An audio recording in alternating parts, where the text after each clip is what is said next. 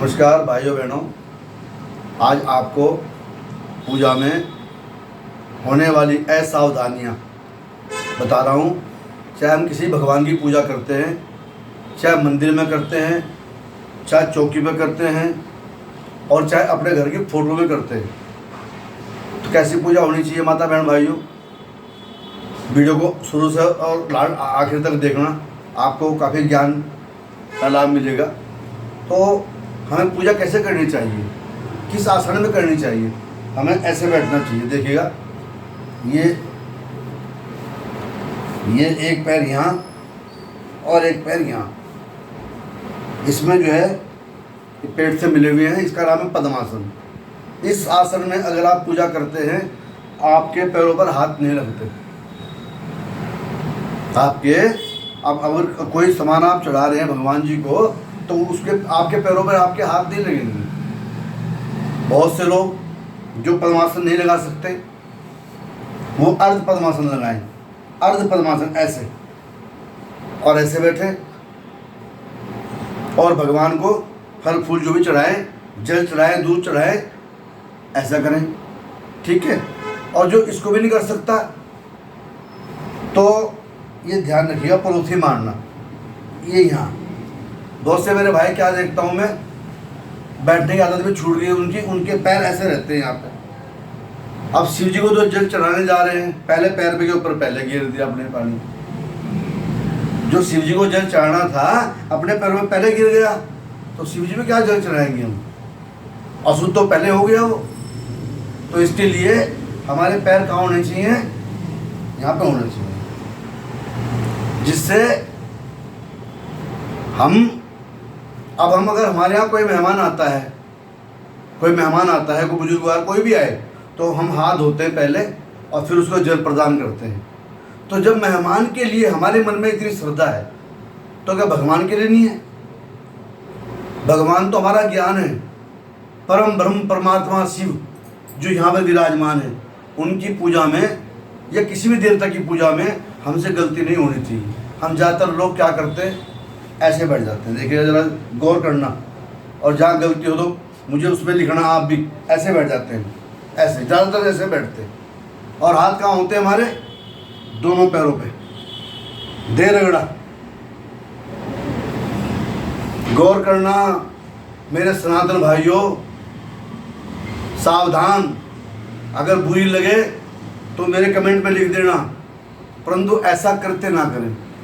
क्या ऐसे बैठ जाते हैं हम। अगर ऐसे बैठना है तो गोमुखासन करें।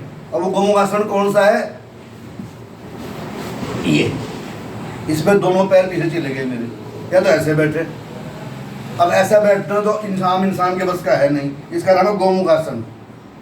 अब हम लोग क्या करते हैं, ऐसे बैठ जाते हैं, ऐसे एक पैर ये और एक पैर ये। अब फल चढ़ाना भगवान जी को, दे रगड़ा पैर का। किताब पढ़ रहे हैं, दे रगड़ा इस पैर में। अरे पैर में सिर में फर्क ही नहीं है।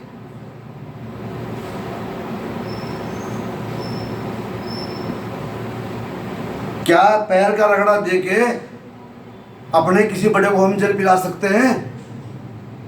तो चाहे चौकी पर पूजा हो रही है, चाहे भगवान की फोटो के सामने पूजा हो रही है, और चाहे हम भगवान के सामने पूजा हो रही है, हमें अपने पैरों पे हाथ नहीं लगाना चाहिए। अगर हाथ हम पैरों पे लगा दिया है तो खड़े हो गए, हाथ धो आइए। अगर जजमान बार बार पैरों पे हाथ लगा रहा है तो ब्राह्मण का फर्ज है, ब्राह्मण कहे देखो जजमान जाओ हाथ धो के आओ, परंतु भगवान की पूजा खराब न करें। अगर ब्राह्मण का किसी वजह से हाथ लग जाता है तो ब्राह्मण भाई का कर्तव्य है हाथ धोना और फिर पूजा कराना, इस प्रकार से। और जब मंदिर में हम जाते हैं, ध्यान दीजिएगा मेरी माता बहनों, जो भाइयों गौर करना, मंदिर में जब हम जाते हैं तो अगर मूर्ति के सामने हम खड़े हैं तो पंडित जी के पैर भी नहीं छूने चाहिए। सबकी पूजा करके आखिर में जब चरणामृत लेने हम आते हैं तब ब्राह्मण के चरण छूने चाहिए, क्योंकि भगवान के सामने अगर हम किसी इंसान के चरण छूते हैं तो पाप के भागी बनते हैं। ये तो और के लिए है। और जो ऐसे बैठे हैं और जो अपने पर चरण छू रहे हैं बार बार, हैं, ओम नमः शिवाय ओम नमः शिवाय, कभी फल चढ़ा रहे हैं, कभी फूल चढ़ा रहे हैं, कभी बेलपत्र चढ़ा रहे हैं, और रगड़ा दे रखा है पैरों में यहाँ हमने अपने।